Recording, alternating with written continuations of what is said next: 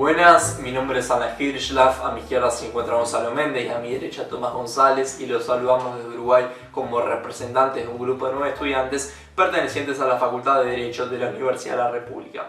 El tema sobre el cual vamos a disertar en esta instancia es respecto al rol de las altas cortes o tribunales constitucionales en los litigios de interés público o estructurales. En primera instancia, caracterizando a estos litigios, podemos destacar la presencia de intereses que corresponden a colectividades, y es por ello precisamente que estos litigios originan procesos colectivos. En segundo lugar, la tutela de estos litigios es respecto a los derechos difusos de tercera y cuarta generación, a los derechos colectivos y, para ciertos autores, los derechos individuales homogéneos. Estos derechos de base legal o constitucional son transindividuales, lo que implica que trascienden al individuo particularmente considerado, como a título de ejemplo es el patrimonio cultural o el medio ambiente.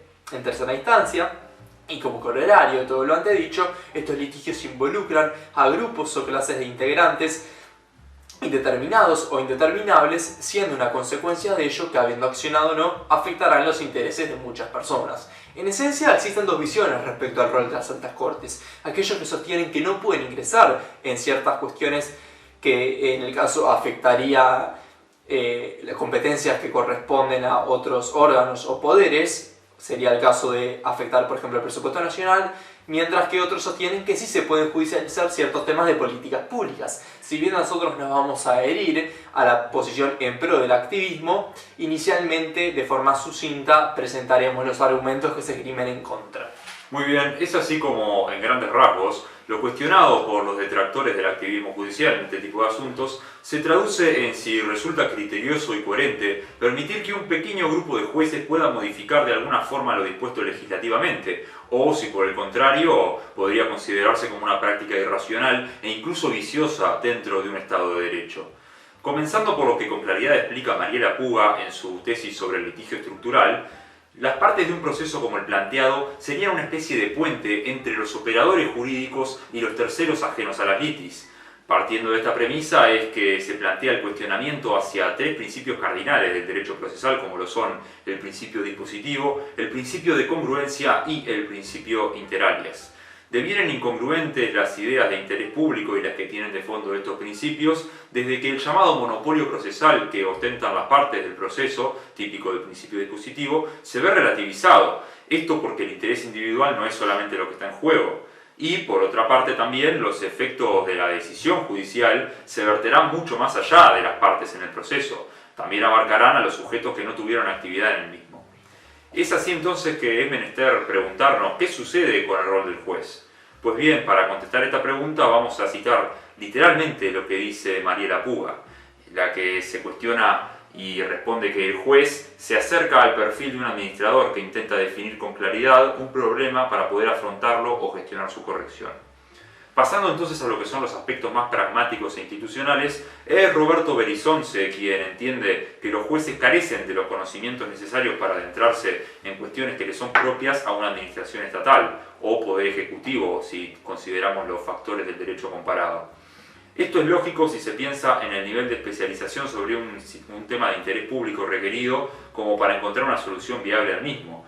Podemos ver incluso que en muchos países los propios expertos y técnicos en distintas áreas que componen la administración no son capaces de solucionar problemas que sí se le quieren verter a los jueces como si estos tuvieran la capacidad para hacerlo.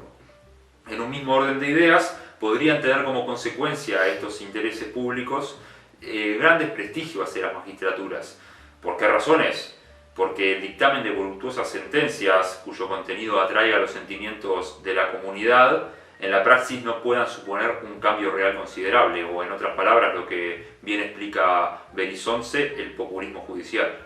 Por último, pasamos a un argumento típico de países en vías de desarrollo, como es nuestro caso, en donde la falta de presupuestos y recursos humanos pueden jugar en contra y suponer un obstáculo de considerable tamaño al momento de organizar y ejecutar estructuras procesales como las de esta disertación. Lo cierto es que en la actualidad se erige con incuestionable vigor una plataforma fáctica que pone de manifiesto el inescrupuloso desamparo que padecen diversos grupos sociales. La vulneración de sus derechos se ha desarrollado y propagado sin turbulencias por la presión que ejercen determinados sectores sociales en el enfoque de las políticas públicas, así como también por el propio actuar gubernamental o estatal. contexto que se agrava cuando se visualiza la crisis de representación de los órganos políticos, el complejo pluralismo jurídico y además las dificultades de acceso a la justicia. Se podría mencionar como paradigmático el caso Brown contra el Board of Education en Estados Unidos, en el que se pueden apreciar el carácter policéntrico, es decir, la interconexión de intereses afectados, la compleja causalidad estructural y la performatividad judicial del conflicto. En efecto, en este caso se acumularon 4 demandas promovidas por casi 200 familias contra 4 estados diferentes. Y finalmente, el 17 de mayo de 1954, la Corte Suprema de Estados Unidos dictaminó que la cruel e injustificada segregación racial en las escuelas públicas era inconstitucional por violar el principio de igualdad ante la ley, invalidando como consecuencia las denominadas leyes Jim Crow. Frente a esta realidad, se ha desarrollado dentro del derecho constitucional una corriente llamada constitucionalismo dialógico que tiene sus orígenes en la democracia deliberativa.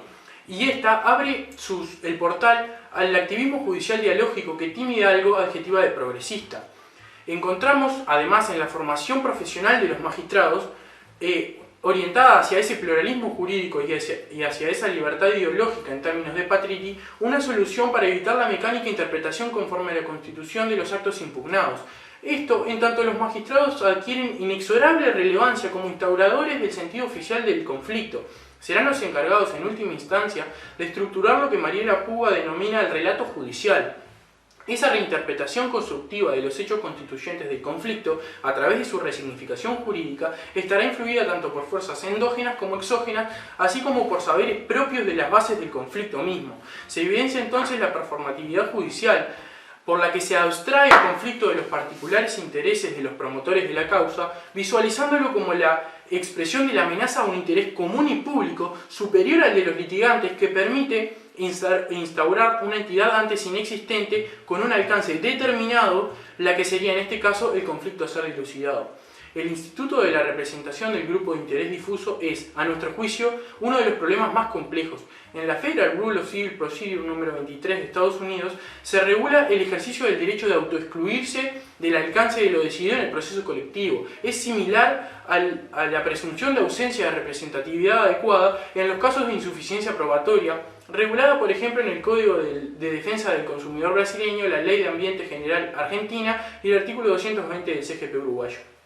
Emerge como una solución global a este problema de la representación la posibilidad de otorgarle eficacia reus sic stantibus a esa sentencia, lo que también permitiría resolver la eficacia de esta ante los cambios de gobierno, y por otra parte, la evaluación de la debida diligencia de los representantes podría ejercitarla la propia Corte a través de parámetros normativos preestablecidos.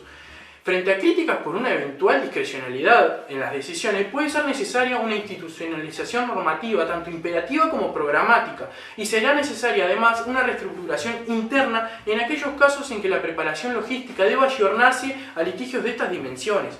Proponemos en este sentido la creación de un tribunal constitucional. En cuanto a su integración, visualizamos 2 alternativas. La primera sería, teniendo como base el Tribunal Constitucional Federal Alemán, la elección de 7 magistrados, 4 de ellos designados por 2/3 de votos a favor en el Parlamento, o en su caso de una comisión designada a tal efecto, y los otros 3 proponemos la utilización de la inteligencia artificial, la que se encargaría de controlar, investigar y analizar los méritos de los magistrados expertos en este tipo de conflictos. Para la segunda, tomaremos como ejemplo el caso uruguayo, pero resultaría aplicable a otros ordenamientos. Compuesta por 5 miembros, 3 de ellos por designación aleatoria entre los ministros de la Suprema Corte de Justicia, Tribunal de Máxima Jerarquía en Uruguay, y los 2 restantes pueden ser propuestos o por las partes, o también podría utilizarse la inteligencia artificial.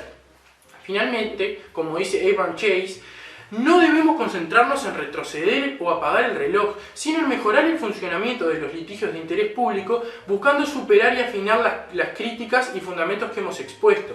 Es inconcebible que bajo el manto de objeciones que abogan por la incompetencia y la no injerencia de las altas cortes en estos litigios, se justifiquen prácticas explícitamente violatorias de derechos fundamentales. No debe ser negociable, nunca debe cesar el progresivo esfuerzo de darle voz a los sin voz. Muchas gracias.